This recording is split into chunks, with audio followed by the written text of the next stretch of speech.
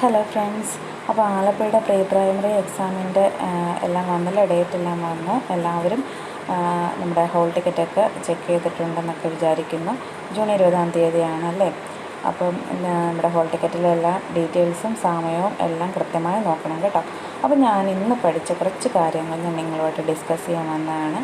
അപ്പം പഴയ രീതിയിലൊരു സിലബസ് ബേസ്ഡ് ക്ലാസ്സായിട്ട് അതെല്ലാം പ്ലേലിസ്റ്റിലുണ്ട്, എല്ലാവരും കയറി കാണുക. ഇപ്പം ഞാൻ ജസ്റ്റ് പഠിക്കുന്ന കാര്യങ്ങൾ ഇതിനകത്തോട്ട് ഇടുന്നതേ ഉള്ളൂ കേട്ടോ.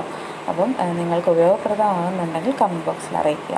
അപ്പോൾ ഇന്ന് ഞാൻ പഠിച്ചത് എന്താണെന്ന് വെച്ചാൽ യുണിസെഫ് ആണ്. യുണിസെഫ് എന്ന് പറഞ്ഞാൽ United Nations international children's emergency fund. ഒന്നുകൂടെ ഞാൻ പറയാം, United Nations international children's emergency fund. രണ്ടാം ലോക മഹായുദ്ധത്തിലെ കെടുതികൾ അനുഭവിച്ച രാജ്യത്തിലെ കുട്ടികൾക്ക് ഭക്ഷണവും അടിസ്ഥാന സൗകര്യങ്ങളും നൽകുന്നതാണ് ഇതിൻ്റെ ലക്ഷ്യം. ഇതിൻ്റെ ആസ്ഥാനം എവിടെയാണെന്ന് വെച്ചാൽ ന്യൂയോർക്ക്.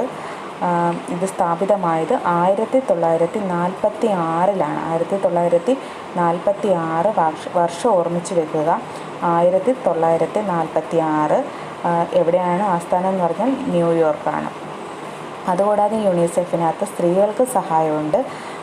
അങ്ങനെ വേൾഡ് ഹെൽത്ത് ഓർഗനൈസേഷനുമായിട്ട് കൂടിച്ചേർന്നുകൊണ്ട് യുണിസെഫും വേൾഡ് ഹെൽത്ത് ഓർഗനൈസേഷനുമായിട്ട് ചേർന്നുകൊണ്ട് ബേബി ഫ്രണ്ട്ലി ഹോസ്പിറ്റലുകളൊക്കെ സ്ഥാപിച്ചിട്ടുണ്ട്. 1992-ലാണ് സ്ഥാപിതമായത്. അപ്പോൾ യുണിസെഫിനെ കുറിച്ച് ഏകദേശം മനസ്സിലായല്ലോ.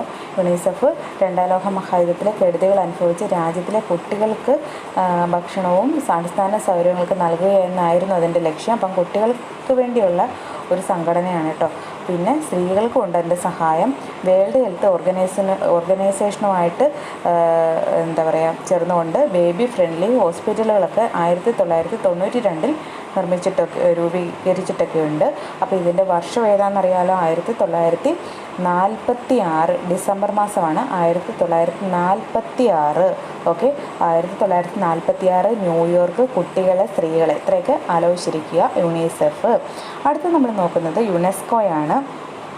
യുനെസ്കോയുടെ ഫുൾ ഫോം എന്തെന്ന് വെച്ചാൽ United Nations educational scientific and cultural organisation. ഒന്നുകൂടി പറയാം, United Nations educational scientific and cultural organisation. അപ്പോൾ ഇത് സ്ഥാപിതമായത് 1945. നമ്മൾ നേരത്തെ നോക്കിയാൽ നമ്മുടെ യുണിസെഫ് സ്ഥാപിതമായതെന്ന 1946-ലാണ്. അപ്പോൾ അതിന് തൊട്ട് മുന്നിലത്തെ വർഷമാണ് യുനെസ്കോ. അപ്പോൾ ആദ്യം യുനെസ്കോയാണ് സ്ഥാപിതമായത് അല്ലേ. അപ്പോൾ ഓർത്ത് വെക്കുക, 1945 യുനെസ്കോ, 1946 യുണിസെഫ്. ഓക്കെ, നമുക്ക് യുനെസ്കോയിലോട്ട് വരാം. 1945-ലാണ് ഇത് സ്ഥാപിതമായത്. എവിടെ ഇതിൻ്റെ ആസ്ഥാനം? ഫ്രാൻസാണ് ആസ്ഥാനം. 1945 സ്ഥാപിതമായി. ഫുൾ ഫോം അറിയാമല്ലോ. ഇതിൻ്റെ ലക്ഷ്യങ്ങൾ എന്താണെന്ന് വെച്ചാൽ വിദ്യാഭ്യാസം, ശാസ്ത്രം, സംസ്കാരം എന്നിവയുടെ ഉന്നമനത്തിലൂടെ സമാധാനവും സുരക്ഷയും ഉറപ്പുവരുത്തുക. നമ്മുടെ United Nations educational scientific and cultural organisation അതിനകത്ത് തന്നെ ഉണ്ട്. ഇതിനകത്ത് ഇപ്പം പറഞ്ഞേക്കുന്ന കാര്യങ്ങളൊക്കെ. അപ്പം ഏകദേശം ആ ഹെഡിങ് വായിക്കുമ്പോൾ തന്നെ ഇതെന്താണ് ഇതിൻ്റെ പ്രവർത്തനം നിങ്ങൾക്ക് മനസ്സിലാക്കാൻ പറ്റും. അപ്പോൾ ഫ്രാൻസാണ് ആസ്ഥാനം. 1945-ലാണ് രൂപീകരിച്ചത്. അപ്പോൾ 46-ലുള്ള ഏതാണ്? യുണിസെഫ്. 45-ലുള്ള ഏതാണ്? യുനെസ്കോ. അപ്പോൾ ആദ്യം യുനെസ്കോയാണ്, പിന്നീടാണ് യുണിസെഫ് വന്നേക്കുന്നത്. ഓർമ്മയിലിരിക്കുക വർഷങ്ങൾ. അടുത്തത് വേൾഡ് ഹെൽത്ത് ഓർഗനൈസേഷൻ. ലോകാരോഗ്യ സംഘടന. വേൾഡ് ഹെൽത്ത് ഓർഗനൈസേഷൻ അന്താരാഷ്ട്ര തലത്തിൽ ആരോഗ്യവുമായി ബന്ധപ്പെട്ടതെല്ലാം എന്താ? വേൾഡ് ഹെൽത്ത് ഓർഗനൈസേഷനാണ്. സ്വിറ്റ്സർലൻഡിലെ ജനീവയാണ് വേൾഡ് ഹെൽത്ത് ഓർഗനൈസേഷൻ്റെ ആസ്ഥാനം. എവിടെയാണ്? സ്വിറ്റ്സർലൻഡിലെ ജനീവ. അപ്പോൾ സ്ഥാപിതമായതെന്നാന്ന് നോക്കിയാലോ, 1948-ലാണ്. അപ്പം ആദ്യം ഏതാണ് സ്ഥാപിതമായത്? 1945. നോക്കാം, 1945 ഏതാണ്? 1945 യുനെസ്കോ. അത് കഴിഞ്ഞാൽ 1946 അടുത്ത വർഷം തന്നെ യുണിസെഫ് സ്ഥാപിതമായി. പിന്നീട് ഒരു വർഷം കഴിഞ്ഞിട്ട് നമ്മുടെ world health organisation 1948 world health organisation സ്ഥാപിതമായി. അതെവിടെയാണ് അതിൻ്റെ ആസ്ഥാനം? സ്വിറ്റ്സർലൻഡിലെ ജനീവയാണ് വേൾഡ് ഹെൽത്ത് ഓർഗനൈസേഷൻ സ്ഥാപിതമായത്. 193 അംഗരാജ്യങ്ങളുണ്ട് അതിനകത്ത് കേട്ടോ. അപ്പോൾ യുണിസെഫ് 1945, 1945, യുണിസെഫ് 1946, പിന്നെ വേൾഡ് ഹെൽത്ത് ഓർഗനൈസേഷൻ 1948. അപ്പോൾ ഈ ഒരു ഇയർ പഠിച്ചാൽ നമ്മൾ മറ്റേ ഇയറൊക്കെ ഏകദേശം ഒരു കോഡ് രീതിയിലൊക്കെ ഓർത്ത് വെക്കാൻ ശ്രമിക്കുക. അടുത്തത് NIPCCD. NIPCCD കുട്ടികളുടെ അവകാശ സംരക്ഷണ ദേശീയ സമിതിയാണിത്. National commission for protection of child rights. National commission for protection of child rights. ഇതെന്നാ രൂപീകരിക്കപ്പെട്ടെന്ന് നോക്കിയാൽ 2007 കേട്ടോ. 2007 NIPCCD രൂപീകരിച്ചത്.